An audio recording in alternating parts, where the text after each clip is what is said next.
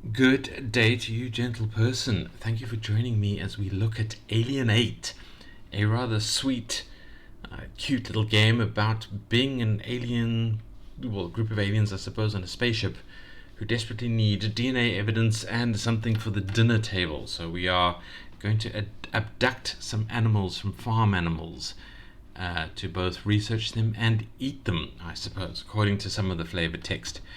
And I'll show off some gameplay, show off a little bit of progression, and then we'll have some critique for it at the end. So stick around for that if you are interested in the critique. But first, we are going to show the gameplay.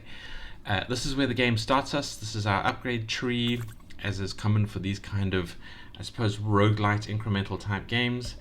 And then I'll show you the gameplay mechanisms. You have a limited amount of time to sort of play a little round of activity, as is the usual process for games like this, and then you have to spend some of your gained resources and upgrade, and then do the action round again. It is the typical kind of roguelite method process, which I like. I like it a lot. I think it's very, very fun and effective.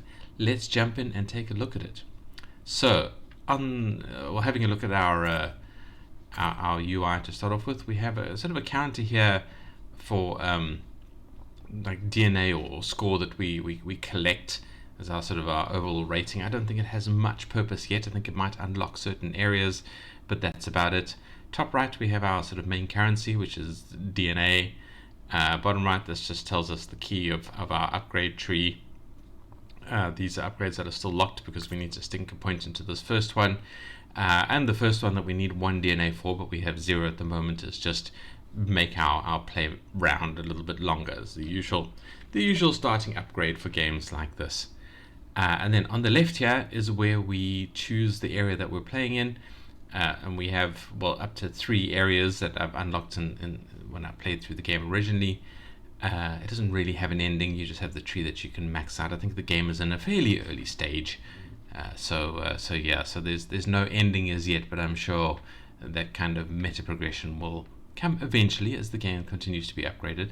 But yeah, so you have 3 areas that you unlock, and that's about it. It just tells you what's available in this area, which is just chickens, and each chicken will give us 1 DNA point for 1 chicken, and it weighs kind of 1 kilogram, I guess is the way it is. Or I don't know if the chickens adjust in weight and then give us more DNA based on their weight. I don't know. It's an interesting question. Let's jump in and play and see if we can figure out the answer.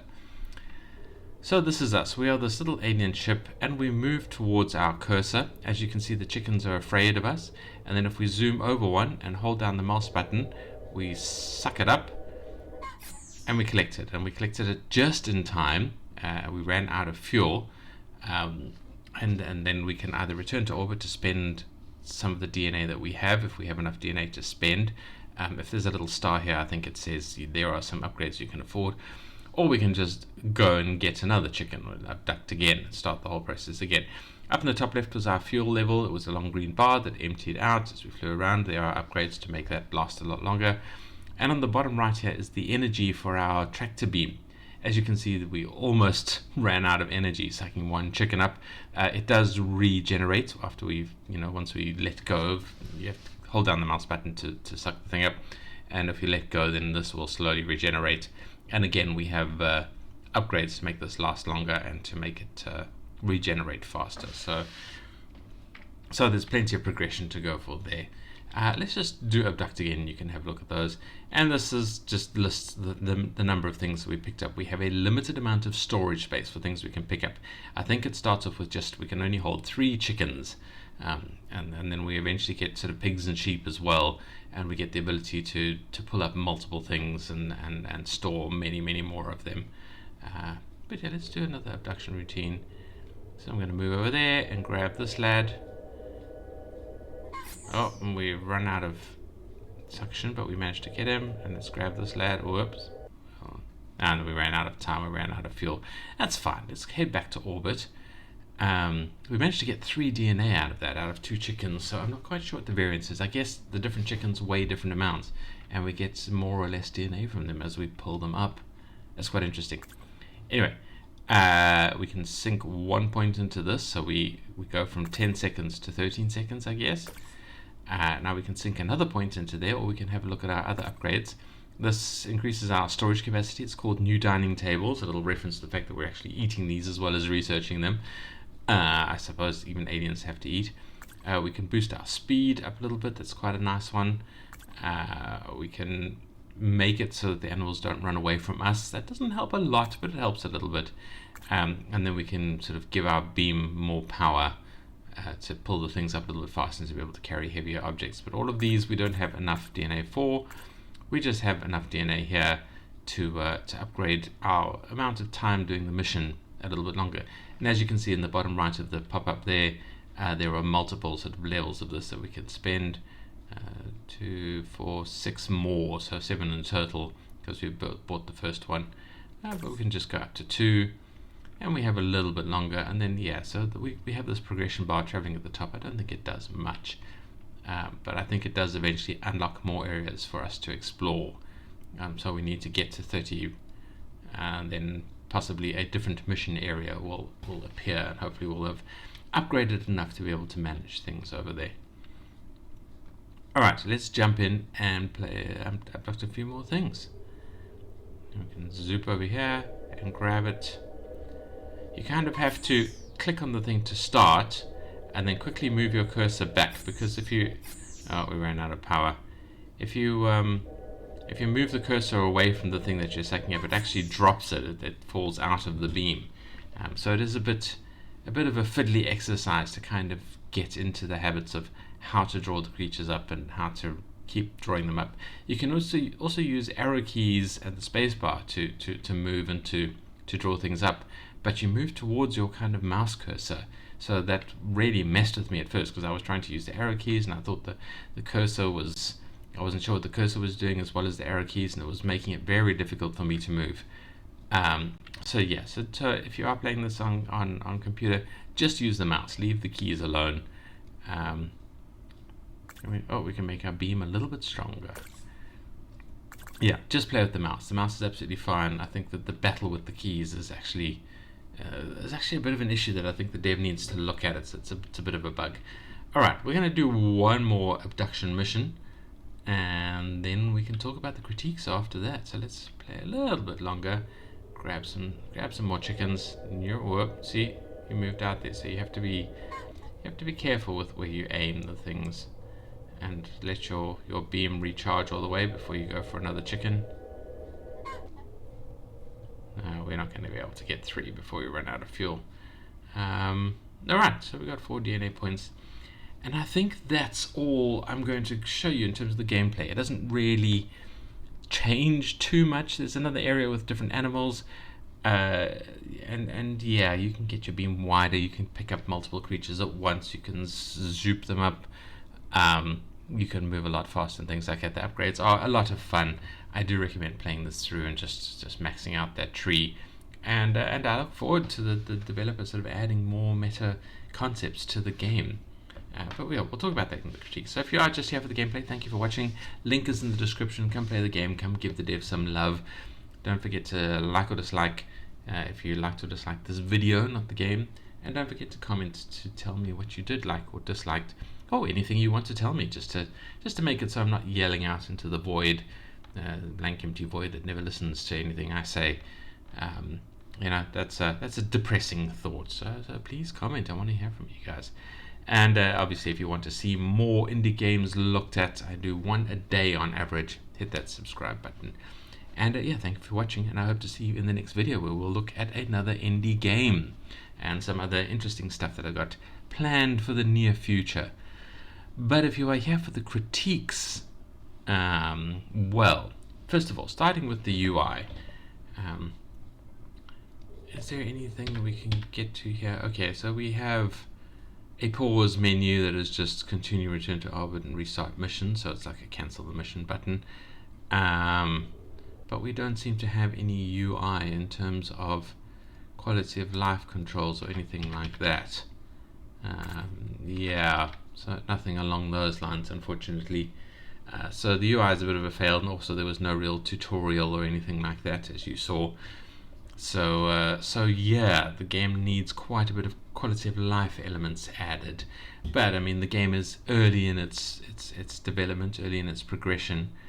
Um, I mean, it was only published 21 hours ago, and it's still in kind of a prototype state, so that is to be expected. But I do recommend the dev looks at quality of life controls and a tutorial as an early addition, because that makes people happier when they come into the game for the first time, and that will make people remain interested in the game. It's a good game, and we need people to remain interested in it.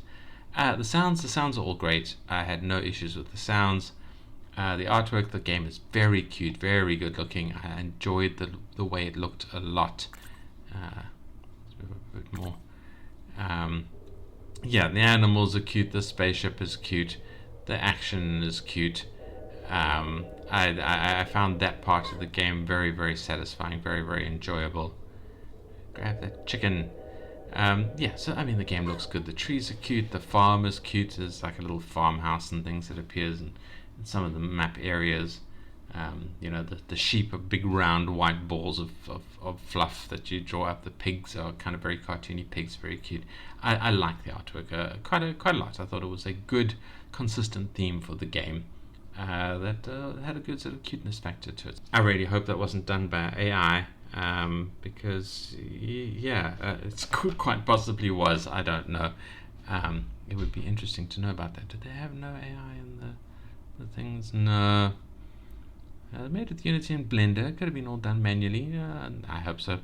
Anyway, however it was done, it was a good job. I like it. I like the way the game looks a lot. I think the few menu elements that are there are very well themed and shaped and sized and all of that kind of stuff. It's a very comfortable game to play. So those are the kind of the mechanical components critiques. Here we come to the gameplay and the immersion element. I think the gameplay is fine. I think there needs to be more, but obviously this is in a prototype state, so we just have the basic mechanisms here at the moment. So I look forward to seeing what is added to the game. What are the elements the developer has in mind? I think this game has the potential to be a lot of fun. It's already a little enjoyable distraction, and I think it has legs. It has places it can go. So yes, the immersion elements. I mean, obviously this needs a bit more story, a bit more lore. We need to know who we are, what are we doing here, and what's going on. But something that really bugs me is the idea that we're eating the animals, and I feel like it's been added as a little bit of a humor value or something along those lines, but I don't think it's a fun element to add. I don't think it's really appreciable. I know it's in the name of the game AlienAte, and punny name and blah blah, but I think it actually detracts from the game a bit. It kind of cheapens it for what is otherwise a very well polished like prototype. I mean, this is still in the very alpha release stage as far as I can judge it, and I think it could do with dumping the we're eating the creatures level, because that doesn't make much sense for aliens anyway, and just the standard thing that we're doing here is we're doing research. We're abducting creatures to do research on them. We need more for more research. Broaden the number of creatures we have, get to the point where we're abducting people, and dropping them off again. Maybe we can drop the creatures off again after we're finished abducting them. Let's I would step away from the 8-bit. I would step away from the idea that our storage is based on dining tables and things like that. Just keep this like a little bit more on the serious side of things, cute serious. That would be my recommendation there, because I think that would give it a more viable, playable feel, a more sort of immersive feel, enjoyable feel. We're supposed to be aliens arrived to the planet to do research and investigation and that kind of stuff. Don't talk about eating the creatures that we're abducting. I think that will reduce the number of players who will actually enjoy the game, and that is purely my opinion. Of course, my recommendation, take it for granted with a pinch of salt. Haha, pun not intended. And that's really it from me. That's all the gameplay I'm showing, all the critique I really feel I need to give. I think this is a brilliant game, and I cannot wait to see where it goes. Can't wait to see more from it. I enjoyed it a lot. Thank you for making it. thank you to whomever you are who are watching this. I hope it was a mildly entertaining and distracting video for you, and I look forward to seeing you in the next one. And goodbye.